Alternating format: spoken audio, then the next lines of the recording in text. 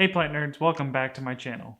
Gosh, it feels like it's been so long since I've sat down and done like a formal YouTube video like this, and I gotta say I missed it. Mostly because I'm in an environment here where I can control the lighting, I can control the look, I can control the feel, and right now I'm going to control this glass into my mouth.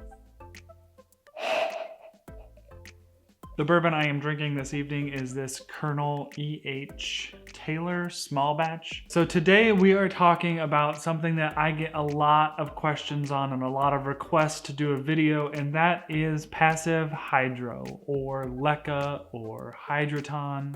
All of that soil-free goodness. If you follow me on Instagram, you may have noticed in the past few months I've been talking about LECA, posting plants that are grown in LECA.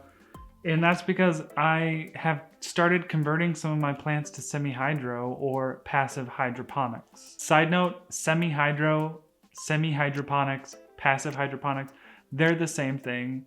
People say that semi-hydroponics or semi-hydro is not an actual term. I will use them interchangeably, I'm sure. If you call it semi-hydro, I will not judge you. I will not criticize you. That's fine. I know what you're talking about. Everyone knows what you're talking about. Call it what you want. I have tried to correct myself just because I'm a people pleaser. I will probably sometimes refer to it as semi-hydro and then also sometimes as passive hydroponics.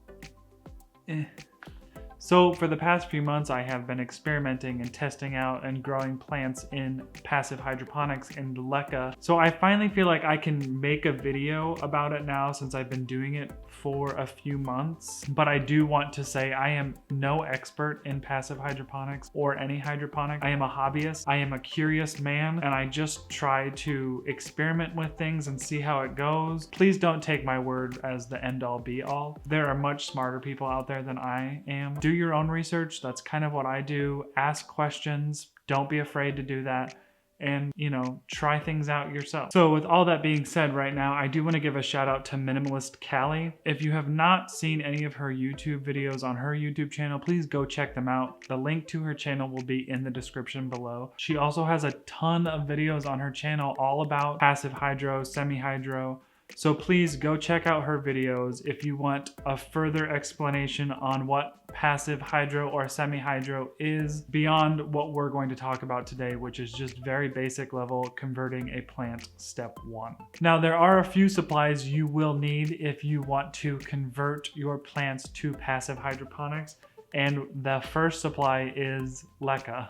LECA stands for lightweight expanded clay aggregate. Now this is the same thing as hydroton, clay pebbles, and LECA is an inorganic material. This material isn't going to break down over time. It is porous, it is sturdy, and it is reusable. So all of the LECA you purchase and you use, if you put it in a plant and then you take that plant out, or if that plant dies, you can take the LECA that plant was sitting in, you can boil it, and you can reuse it. LECA is also very porous, which means it will take in and wick up moisture, water, what have you, but it also is very breathable. It lets the roots of your plant breathe while still receiving moisture. There are other types of growing media for passive hydro or semi-hydro. I'm only talking about LECA. LECA is the only thing I've ever used. I bought my first bag of LECA, or it was called Oodla, from IKEA. IKEA does sell the clay pebbles in their plant section. Sometimes you gotta be a little eagle-eyed to spot them, but it's a nice big bag. It's I think $5 or $6. So if you really want to give LECA a try and you're near an IKEA, pick up a bag of the clay pebbles there and just start your journey. The other things you're going to need are a net pot or some sort of nursery pot. And when I say net pot, this is what I mean. They are these slotted plastic pots. You don't actually have to have these. You can just use a nursery pot, these pots, because if you put LECA in this pot and you put this pot in water, the water will come up through those drain holes and act the same way. You will also need a cache pot or some sort of pot that does not have a drainage hole. As a plant person, it's funny to try to find pots now that don't have drainage holes, because I used to complain all the time when I went shopping for pots that they didn't have drainage holes, and I was flabbergasted at how these nurseries could sell pots that don't have drainage holes. And now I'm trying to find pots without drainage holes. And another hot tip is IKEA has all of the stuff. Like, I think IKEA was made for passive hydroponics. And it makes sense because soil-free growing has been like pretty popular in European countries. And I think it's getting popular here. And obviously it probably has been. And it's one of those things where I maybe just didn't see it because I wasn't interested at that time. Kind of like when you buy a new car and you have never seen that car, but then when you buy one and you're driving it, you see it everywhere and everyone seems to own it. I think it might be like the same thing. And the last thing you're going to need is a plant that you want to convert. Now, my personal opinion, if you want to try passive hydro and you want to convert a plant, I would stick with a philodendron. They seem to be so easy in converting. Also, a pothos, epipremnums, those types of plants seem to do really well as far as converting from soil to passive hydro. And to show you how confident I am in passive hydroponics, I'm showing you this plant because I put this plant in passive hydro fairly recently after it came into my home. This is a Burley Marks Fantasy philodendron, which is a very hard to find philodendron in the US. This thing has been doing so well in passive hydro. I did add a support pole into this, and since LECA is so lightweight, I had to secure this using a wire through the net pot. But you can see how happy this philodendron is. You can see all of the roots just like pouring through this net pot. This leaf was the first new leaf fully grown from my care, and this was the second leaf fully grown from my care in passive hydro, and now it's working on a third. So rest assured that you will not murder your plants if you move them into passive hydro.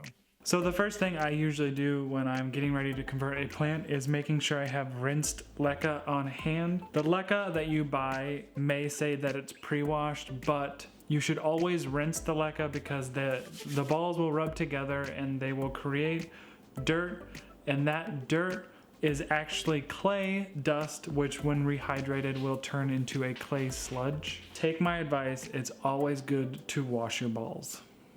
But I would discourage you from washing your balls in your kitchen sink or any indoor sink for that matter. Make sure that you either rinse your LECA outside or, like I do, indoors. I have a bucket here that I got at Lowe's, and I have a pasta strainer. I just set the pasta strainer over the bucket and then rinse the LECA and catch all the water in this bucket.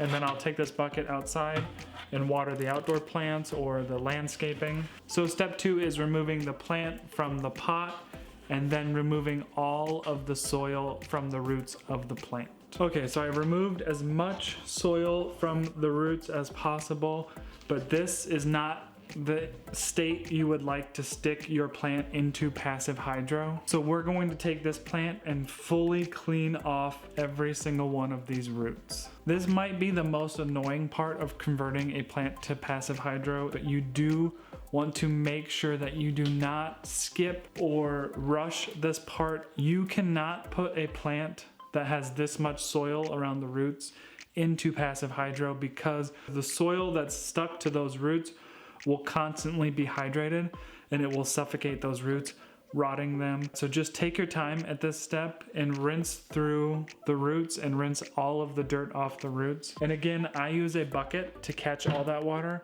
so it's not being wasteful.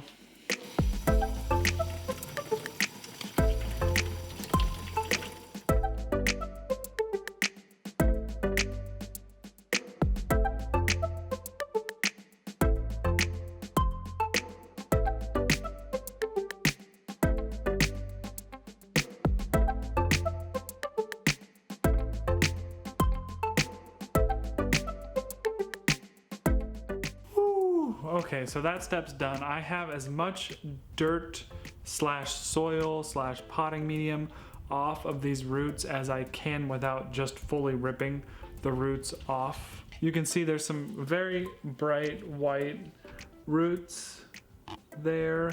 And for the most part, they're really clean. So we are gonna pot these up now in my net pot. I'm gonna use, I think this might be like a 5-inch net pot that I got from a local store, but this fits perfectly into this IKEA pot that I'm going to use as a cash po. You want to fill your net pot 1/3 of the way with just LECA. This is very important because this is where the water and the nutrient solution will sit. So you never want to fill your cash po past this 1/3 level. So I'm gonna bring you back down here so you can see me potting this plant.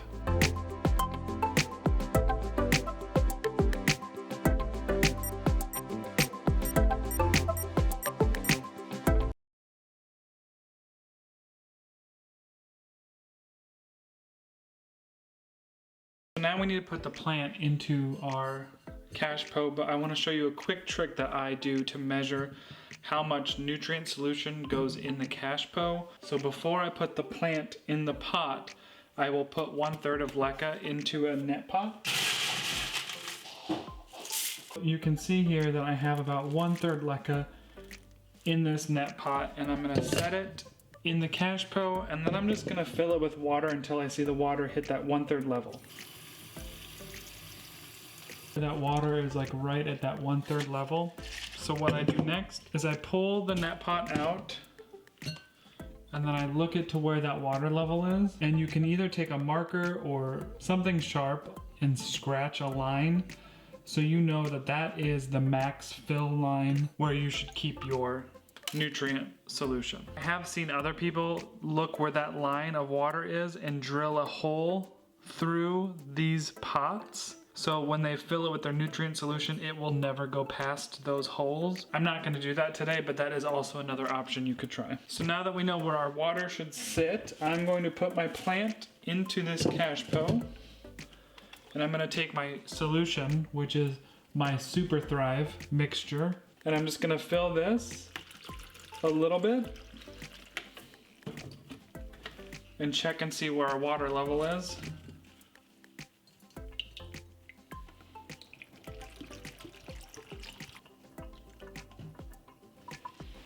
All right, and there we have it. That is our philodendron silver sword all potted up in its semi-hydro home. Okay, plant nerds, that is my quick little tutorial today for converting a plant from soil to passive hydroponics. I do just want to reiterate one more time, I am no expert at this. This is only what I have tried, what works for me. Sometimes what works for one person doesn't work for another, and that's fine. My advice in this situation, if you're curious and you want to try passive hydroponics, then just go for it. I would pick a plant and just work on converting that one plant and just see how you like it. See how you like the process, see how you like maintaining a passive hydro plant, and then go from there. I am always available for questions, and if you have any at all about my process today, please leave them in the comment section below. Don't forget to click that subscribe button if you have not done that yet. And as always, I appreciate you hanging out with me. Thanks for watching.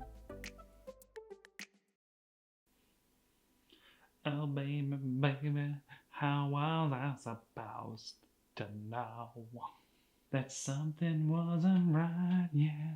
Dirty pop. Sick and tired of hearing all these people talk about what's the deal with this pop life and when is it gonna fade out?